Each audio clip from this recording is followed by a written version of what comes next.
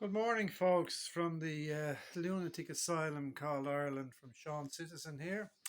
I've just two thoughts on my mind today, and one of them relates to the um, the fact that the government are giving no information about how quickly they are going to use the resources of all this public service to attempt to fast track the thousands of pseudo asylum seekers arriving here who are not going to be given credence or accepted into the country.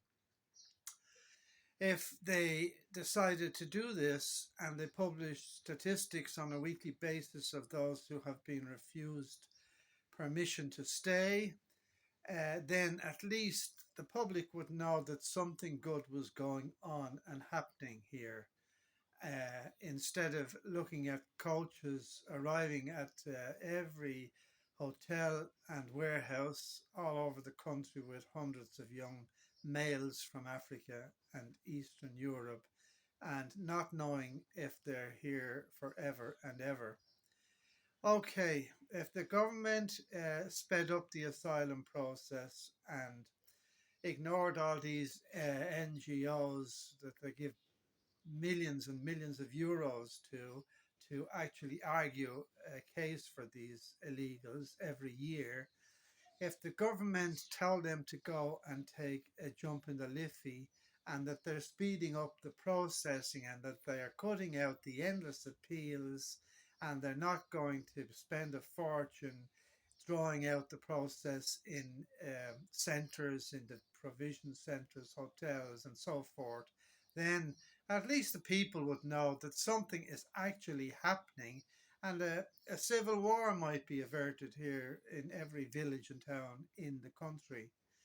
The other item that comes to my mind is I read an interesting article in the Irish Times the other day, and the one of the reporters went off and interviewed a half dozen of these migrants. One of them was a woman who had a very harrowing story. I cannot remember the details about having to flee from her homeland and that she left seven children behind her, presumably in the care of some relation or her mother or somebody else.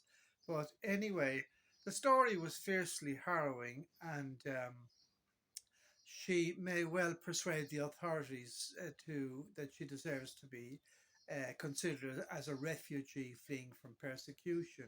So that will mean that within a number of months of her being put up here in a house at the expense of the state and the taxpayer, that her seven children will arrive, probably with her grandmother and who knows who else, into the country, and they will be an expense and a liability on the state, on taxpayers' expense for the rest of their lives. No doubt, they will be claiming uh, children's allowance. Their children will go to Irish schools, and they will have the medical card. So, one harrowing tale from one harrowed lady with seven children awaiting their chance to escape to a better life.